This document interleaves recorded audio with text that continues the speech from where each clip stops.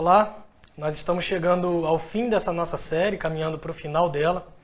E algumas coisas são bem interessantes que a gente consegue perceber e a gente consegue notar ao longo dessas últimas semanas que a gente olhou para o livro de Isaías. A primeira delas é que olhar para um profeta, para um escrito de um profeta que viveu tantos anos antes de Jesus vir ao mundo, e perceber com riqueza de detalhes o cumprimento de cada uma dessas profecias em Jesus, ou seja, Jesus que veio séculos após essas profecias, essas coisas nos fazem perceber que Deus ele tem de fato o controle da história. Nós não precisamos nos desesperar, independente da situação ou da circunstância que estivermos enfrentando. A gente percebe, além disso, que Jesus ele não é o plano B de Deus. Deus ele não foi surpreendido em momento algum pelo povo, pelos pecados do povo, e teve que enviar Jesus como se ele fosse um backup, uma alternativa diante de todas as outras que falharam. Muito pelo contrário, olhando para essas profecias e como elas se cumprem em Jesus, nós percebemos o que o apóstolo Pedro vai dizer anos à frente, que Jesus Cristo, que é o Cordeiro de Deus, ele foi morto desde a fundação do mundo. Essas percepções deveriam nos encher de alegria e gratidão, porque nós entendemos que Deus ele tem um plano perfeito em todas as coisas, e como diz a palavra de Deus por meio de Jó, quando ele diz para Deus o seguinte: bem sei que tudo podes e nenhum dos seus planos pode ser frustrado. O povo de Deus estava recebendo essas profecias sobre um período difícil que eles enfrentariam enquanto povo, enquanto nação. Cativeiros, invasões, ameaças de guerra, mas em todas essas situações, Deus promete que também lhes daria conforto, consolo e uma espécie de escape. Algumas profecias têm um cumprimento parcial nos dias que se seguem, como nós vimos algumas que os judeus entendiam que se cumpririam com o rei Ezequias e o seu nascimento. Outras dessas profecias, elas são, em certo sentido, cumpridas com a própria existência do profeta Isaías. Em certo sentido, ele fala de si mesmo e do seu próprio ministério. Mas em todas elas, em última instância, as profecias apontam para um cumprimento final e definitivo em Cristo. O texto de hoje é um dos mais emblemáticos nesse sentido, porque o próprio Jesus afirma que ele é o cumprimento dessa parte das Escrituras. Então, olhar para o texto de hoje nos traz algumas características do ministério de Jesus, e é sobre isso que eu queria conversar com você nesse momento. Abra sua Bíblia em Isaías, no capítulo 61. Eu vou ler do verso 1 ao verso número 3, e logo em seguida a gente vai ler Lucas, no capítulo 4, dos versos 16 ao verso 21. Primeiro Isaías, capítulo 61, que é o livro do profeta que tem orientado essa nossa série, que diz o seguinte: a versão que eu leio é Nova Almeida Atualizada.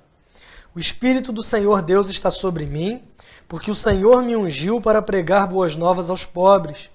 Enviou-me a curar os quebrantados de coração, a proclamar libertação aos cativos e a pôr em liberdade os algemados, a apregoar o ano aceitável do Senhor e o dia da vingança do nosso Deus, a consolar a todos os que choram e a pôr sobre os que choram em Sião uma coroa em vez de cinzas, óleo de alegria em vez de pranto, manto de louvor em vez de espírito angustiado.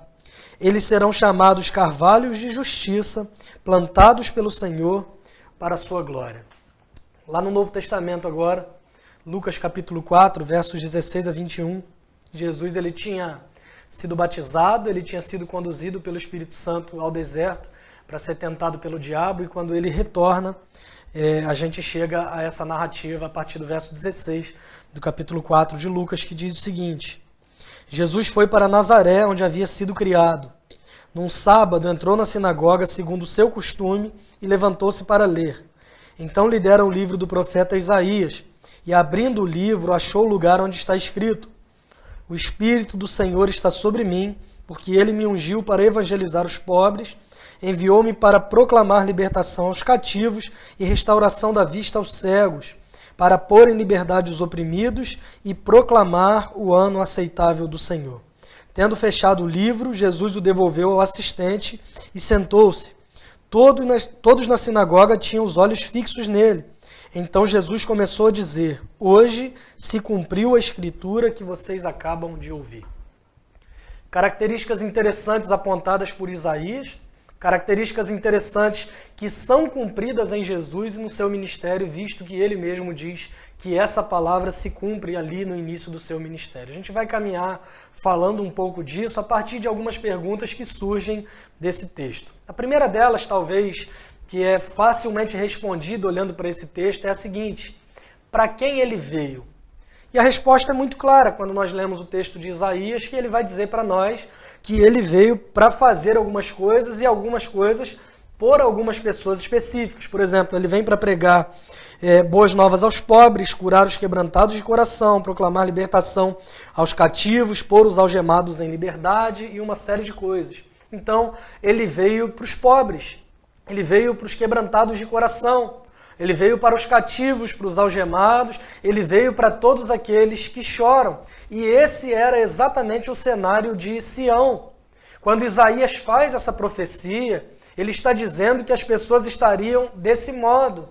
Após tanto sofrimento que lhes seria imposto, o povo de Deus se encontraria exatamente dessa maneira. E Isaías está falando, em primeiro lugar, acerca do seu próprio ministério profético, ou seja, Deus me ungiu. Eu tenho uma tarefa dada pelo próprio Deus e essa tarefa vai fazer com que os pobres, os quebrantados de coração, os cativos, os algemados, ouçam boas novas, ouçam sobre liberdade, ouçam sobre libertação. Isaías está falando de si mesmo, mas nós não podemos esquecer que muitos anos à frente, séculos à frente, Jesus vai dizer que nele mesmo e no seu ministério essa palavra se cumpre de forma total. Olhar para o ministério de Jesus nos traz essa certeza. Nos traz a certeza de que ele é o cumprimento dessa palavra de Deus dita por meio do profeta Isaías, porque ele veio exatamente para aqueles que estão sofrendo.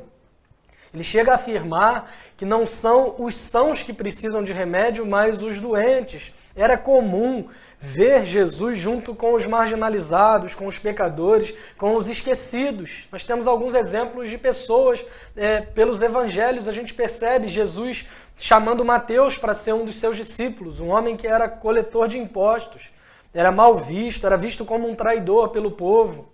Na caminhada de Jesus, nós percebemos ele encontrando um homem chamado Zaqueu, que era também um cobrador de impostos, um homem apontado como corrupto, um homem que era mal visto pelo povo, porque embora pertencesse ao povo judeu, ele trabalhava para o Império Romano que afligia o povo judeu. Então ele era visto como um traidor pelo seu próprio povo, e Jesus tem um encontro com esse homem. Nós vemos nos evangelhos Jesus se encontrando, por exemplo, com uma mulher de quem ele tirou demônios dela, oprimida, cativa, chamada Maria, Maria conhecida como Maria Madalena, e tantos outros que foram desprezados e marginalizados, e ainda assim era possível ver Jesus tendo um encontro e tendo contato com essas pessoas, porque ele veio exatamente para esses, para os pobres, quebrantados de coração, cativos, algemados, oprimidos, ou seja, todos aqueles que choram. E nós estamos contados entre esses. Jesus veio por nós, pecadores. Jesus veio por nós, pobres, que não tínhamos absolutamente nada a oferecer. Pessoas com o coração quebrado, cativos, presos, era exatamente esse o nosso estado. E Jesus vem então para essas pessoas. A pergunta que nos surge para quem ele veio é respondida de forma muito direta nesse texto que acabamos de ler. E aí entra a segunda pergunta que surge a partir desse texto, que é a seguinte: o que ele veio fazer? E as respostas estão nos mesmos versos. Ele veio para essas pessoas e ele veio trazer solução para os problemas delas. Aos que são pobres, ele veio para pregar as boas novas. Que boas novas são essas? A mensagem do Evangelho, que é inclusive uma palavra que significa boas novas. E aí você se pergunta, mas por que aos pobres? Só os pobres podem receber as boas novas do Evangelho, a palavra de Deus? Não, é porque aos pobres, porque pobreza é muito mais do que uma condição financeira e social. Pobreza nesse contexto tem a ver com marginalização e impotência, incapacidade. Nesse mesmo sentido, Jesus vai afirmar que é mais fácil passar um camelo pelo buraco de uma agulha do que um rico entrar no reino dos céus. A menos que mesmo um rico se reconheça como pobre, ou seja, impotente, incapaz, a mensagem do Evangelho não será uma boa notícia para ele, porque a mensagem do Evangelho é uma boa notícia para aqueles que se reconhecem como incapazes diante de Deus. Então, para sermos abraçados pela graça de Deus, nós precisamos nos reconhecer como pobres, como pessoas que não têm absolutamente nada a oferecer para Deus a troco da nossa salvação. O texto continua dizendo que ele veio também para curar os quebrantados de coração, pessoas destruídas, gente comum como você e eu, ele veio nos curar. Ele veio proclamar libertação aos cativos, e o povo de Israel tinha a noção exata do que era isso. Eles já tinham passado pelo Egito. Eles tinham as promessas de Isaías de que eles enfrentariam mais uma vez o cativeiro. Na semana passada nós celebramos inclusive a Páscoa, que significa a libertação do povo do Egito. Havia uma festa celebrada pelo povo de Deus todos os anos, em que eles se lembravam que foram escravos, que foram cativos, mas foram libertos pelo próprio Deus. E a Páscoa é exatamente o símbolo dessa libertação. Quando fala sobre proclamar libertação aos cativos, está falando para um povo que sabia o que é ser cativo, o que é viver amedrontado, aprisionado. E eles estão recebendo agora algumas profecias por meio do profeta Isaías de que eles voltariam a essa condição. Só que embora estivessem mais uma vez, viriam experimentar mais uma vez a prisão, o cativeiro, eles não seriam abandonados, porque Deus tinha uma aliança com esse povo e Deus levantaria alguém para trazer libertação. E nós também éramos escravos. Nós éramos escravos de nós mesmos, dos nossos maus desejos, e Jesus diz que nele mesmo se cumpre essa palavra, porque ele não veio simplesmente para libertar de um cativeiro como o cativeiro assírio, para que depois viesse o cativeiro babilônico. Não, ele veio nos trazer uma libertação, uma liberdade definitiva do pecado, porque somente em Cristo Jesus nós somos verdadeiramente livres. Se o Filho vos libertar, verdadeiramente sereis livres. O texto segue dizendo que ele vai colocar em liberdade os algemados. E a pergunta que nos surge a partir disso é quando? Para quem ele veio? O que ele fez por essas pessoas? E quando ele fará isso? E a resposta para essa pergunta está no verso 2, quando ele diz o seguinte: a apregoar o ano aceitável do Senhor e o dia da vingança do nosso Deus. A resposta para essa pergunta está na expressão o ano aceitável do Senhor. E é bem interessante que em Isaías ele não para por aí, ele diz o seguinte: apregoar o ano aceitável do Senhor e o dia da vingança do nosso Deus. Se a gente volta para o texto de Lucas, quando Jesus lê isso, ele para no verso 19 de Lucas 4, dizendo: e proclamar o ano aceitável do Senhor. Tendo fechado o livro, Jesus o devolveu e sentou-se e começou a dizer: hoje se cumpriu a escritura que vocês acabaram de ouvir. Por que Jesus não fala que o dia da vingança se cumpre naquele momento? Porque o dia da vingança ainda não tinha chegado. O dia da vingança será cumprido no grande dia do juízo, no juízo final. E Jesus está falando do início do seu ministério terreno. Jesus está falando que nele se cumpria aquela palavra, ou seja, na sua primeira vinda, ele vem anunciar o ano aceitável do Senhor. Mas na sua segunda vinda, ele virá para exercer o dia do juízo. Ele está dizendo que nele se cumpre o ano aceitável, porque ele inicia ali o seu ministério, e no seu ministério se cumpre exatamente isso. Mas o que é esse ano aceitável? Talvez você já se fez essa pergunta por algumas vezes. Que ano é esse? O que isso significa? E Jesus está fazendo menção, óbvio, ao texto de Isaías, que está fazendo menção a algo que os judeus também já estão familiarizados, que é uma instituição lá da lei de Deus, do livro do Levítico, chamada o ano do jubileu. Não sei se você já ouviu essa expressão, quando alguns pastores completam alguns anos de ministério, dizem que os pastores vão ser jubilados, inclusive, pode ser que você já tenha ouvido essa expressão, e se refere exatamente a esse ano que era o ano do jubileu. Deus havia dado instruções ao seu povo lá no livro de Levítico sobre como eles deveriam cuidar da terra. A terra deveria produzir por 6 anos e no 7º ano a terra deveria descansar. Durante esse descanso da terra, a provisão de Deus pelo 6º ano de produção seria o suficiente para que eles passassem 1 ano sem trabalhar a terra, a fim de que ela pudesse descansar. Esse ano de descanso é chamado de ano sabático. Pode ser que você já tenha ouvido essa expressão também. Então a terra produzia por 6 anos e no 7º ano era o ano sabático, onde a terra descansava. Era um símbolo do sábado, que é o dia de descanso depois de 6 dias de trabalho. Havia um mandamento sobre isso, inclusive, lembra-te do dia do sábado para te santificar. A própria criação se dá dessa maneira, com Deus criando as coisas em 6 dias e no 7º dia descansando. Então havia um ciclo de 7 anos, 6 anos da terra produzindo, 1 ano de descanso. O ano do jubileu é o quê? Após 7 ciclos de 7 anos, se você multiplica 7 por 7... 49, além de Bíblia, teologia, você aprende matemática aqui na transmissão da CBM. Então, 7 vezes 7, 49, ou seja, depois de 7 ciclos completos, o ano 50 ou o 50º ano, esse era o ano conhecido como o ano do jubileu. O que isso significava? Que Israel deveria tirar esse ano inteiro de folga. Todas as dívidas eram canceladas. As terras eram devolvidas aos seus proprietários originais.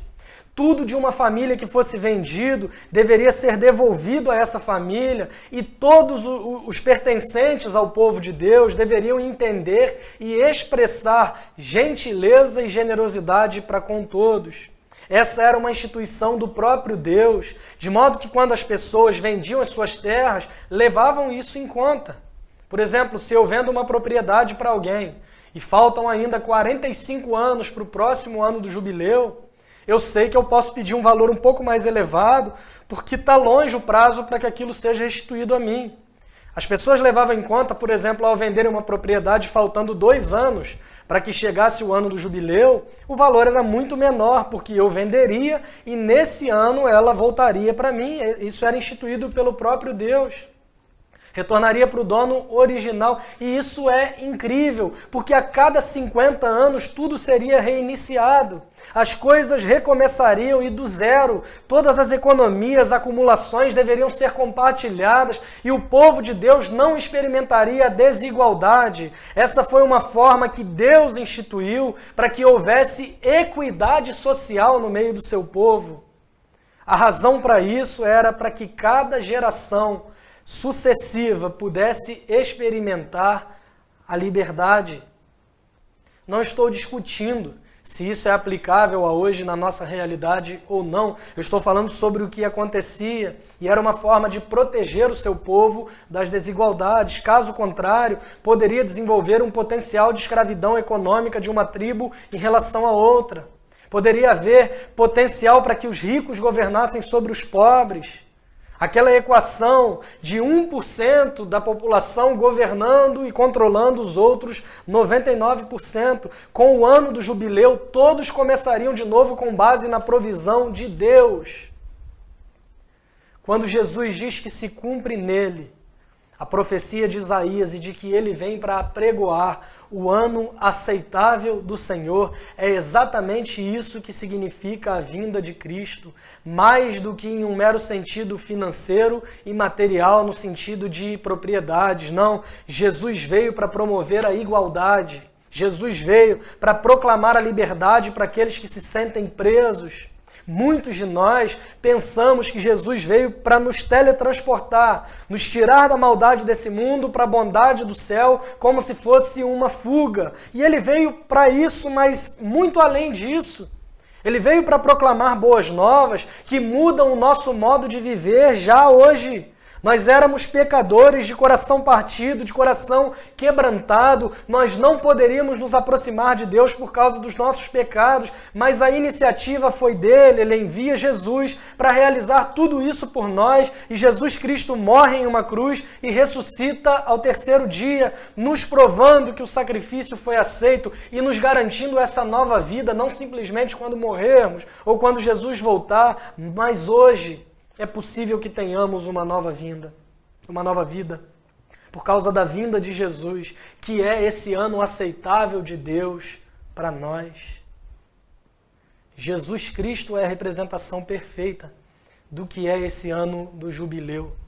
Não importa as más decisões que tenhamos tomado, não importa o nosso passado, o passado da tua família, o que você fez de errado até hoje, não. No ano aceitável do Senhor, nesse ano, o ano do jubileu, você seria tratado com justiça, com igualdade, com equidade, e todas as suas dívidas seriam perdoadas. Do mesmo modo, quando Jesus vem dizendo que o seu ministério é para cumprir isso, nós entendemos que nele todas as nossas dívidas foram perdoadas diante de Deus, porque Ele é o cumprimento perfeito dessa profecia.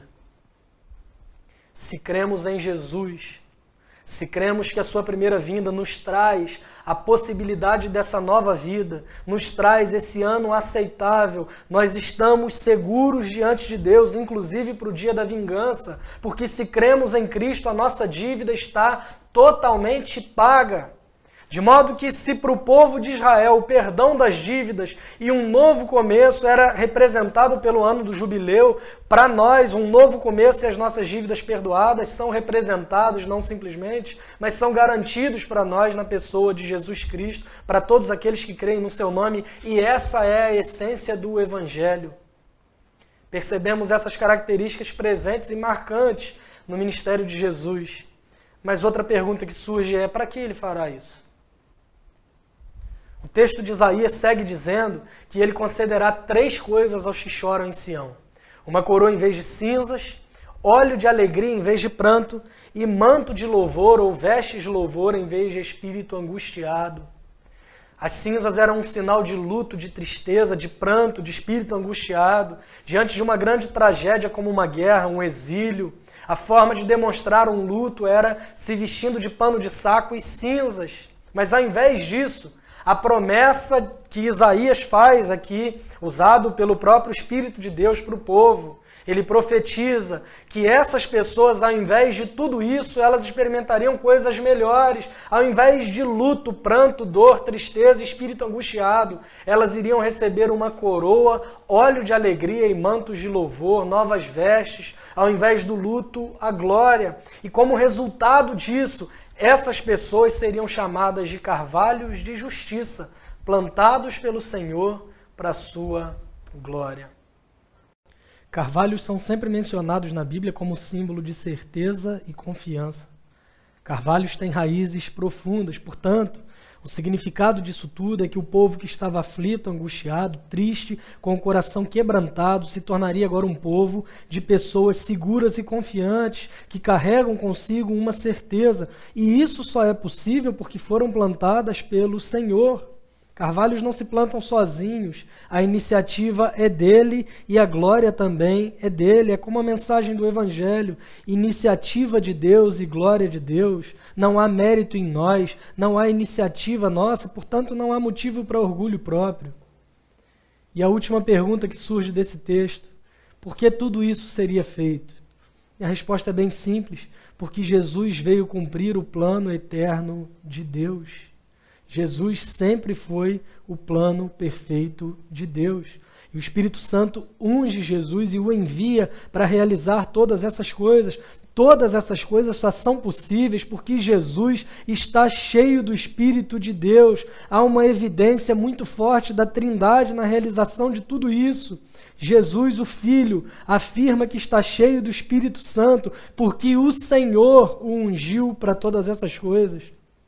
Pode ser que a sua Bíblia traga Senhor com todas as letras maiúsculas, que é exatamente o nome da aliança de Deus. Essa é a missão da Trindade, essa é a missão do próprio Deus, reconciliar consigo mesmo pecadores.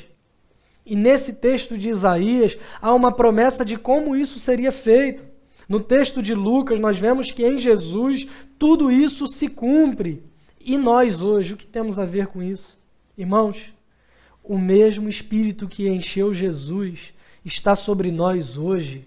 Antes de ir aos céus, Jesus disse para os seus discípulos, eu vou para o Pai, mas eu não deixarei vocês órfãos, pelo contrário, eu vou enviar o Espírito Santo sobre vocês. Esse mesmo Espírito que preencheu Jesus, que habitava em Jesus, é o mesmo Espírito que habita em nós, que nos convenceu um dia do pecado, da justiça e do juízo e nos fez confessar Cristo como nosso Senhor.